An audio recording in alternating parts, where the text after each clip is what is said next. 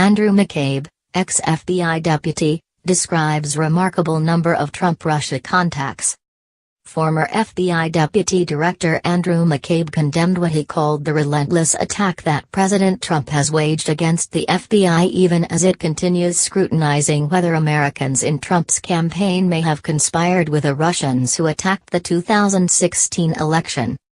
I don't know that we have ever seen in all of history an example of the number, the volume and the significance of the contacts between people in and around the president, his campaign, with our most serious, our existential international enemy, the government of Russia, McCabe told NPR's Morning Edition.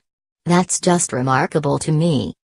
McCabe left the FBI after 21 years last March, when he was dismissed for an alleged lack of candor in a media leak probe unrelated to the special counsel investigation. While he declined to conclude that Trump or his advisors colluded with Russia, McCabe said the evidence special counsel Robert Mueller has made public to date, including new disclosures about an August 2016 meeting between former campaign chairman Paul Manafort and Konstantin Kilimnik, whom the FBI has linked to Russian intelligence, is incredibly persuasive. Trump goes back and forth about what he accepts about the Russian interference in the 2016 election, but he denies that he or anyone on his campaign colluded with it. The president and the White House also have focused their attention on McCabe's firing and what critics call the conflict of interest involved with McCabe's wife's political campaign. She ran unsuccessfully for the Virginia legislature as a Democrat. The Putin presentation. McCabe's new book, The Threat: How the FBI Protects America in the Age of Terror and Trump, describes the challenges and frustrations in interacting with the new president on sensitive national security matters. McCabe's The Threat may be darkest vision of Trump presidency yet. Book reviews. McCabe's The Threat may be darkest vision of Trump presidency yet. Exhibit A, an FBI briefing with Trump that had gone completely off the rails from the very beginning.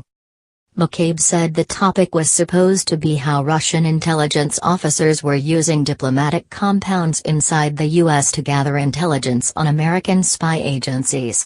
Those compounds were closed as part of the long diplomatic chill between the two countries.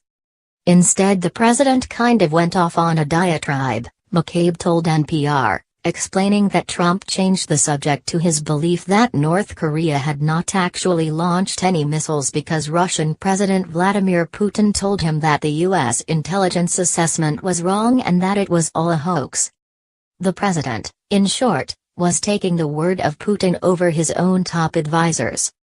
How do we impart wisdom and knowledge and the best of our intelligence assessments to someone who chooses to believe our adversaries over our intelligence professionals? McCabe asked. The investigations. McCabe became the FBI's acting director after his former boss, former director James Comey, was fired in the spring of 2017. He returned to the deputy director role after Director Christopher Wray was confirmed that autumn. McCabe confirmed that he opened counterintelligence and obstruction of justice investigations into Trump after Comey was fired, but said he and Justice Department leaders ultimately rejected the idea of secretly recording the president. FBI employees were crying in the hallways, McCabe writes in his book. No one knew whether Trump, whose campaign was being investigated about conspiring with Russia, might have been trying to decapitate the leaders of the investigation aimed at trying to find out what might be beneath it all. The atmosphere at the Justice Department was so panicked, McCabe said, that the new Deputy Attorney General, Rod Rosenstein, proposed wearing a recording device to collect evidence about Trump's intent in dismissing Comey. I was taken aback by the offer, McCabe said in his NPR interview. I told him that I would consider it, I would discuss it with the investigative team, and I'd let him know. I did talk to my attorneys back at FBI headquarters about it. When that story became public last year via a news report, Rosenstein was embarrassed and feared for his job.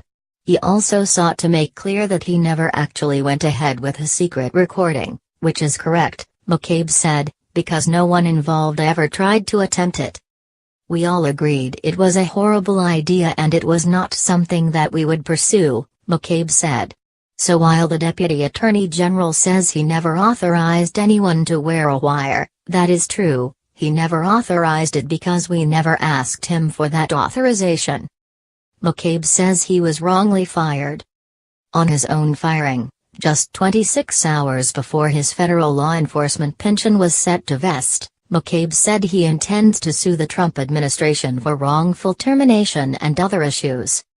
A man who fell in love with the FBI is now the subject of an ongoing criminal investigation for alleged false statements.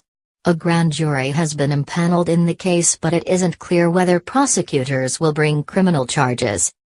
McCabe refused to engage in his NPR interview over findings by the Justice Department's Inspector General, calling that report a selective presentation of evidence and conclusions designed to reach the result the president was clearly calling for. Since the publication of excerpts and interviews surrounding McCabe's book have emerged, Trump has been tweeting to attack McCabe's credibility. Disgraced FBI acting director Andrew McCabe pretends to be a poor little angel when in fact he was a big part of the crooked Hillary scandal and the Russia hoax, a puppet for leaking James Comey. IG report on McCabe was devastating. Part of insurance policy in case I-1.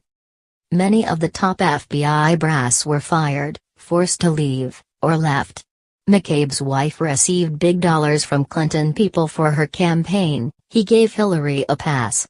McCabe is a disgrace to the FBI and a disgrace to our country. Make America great again.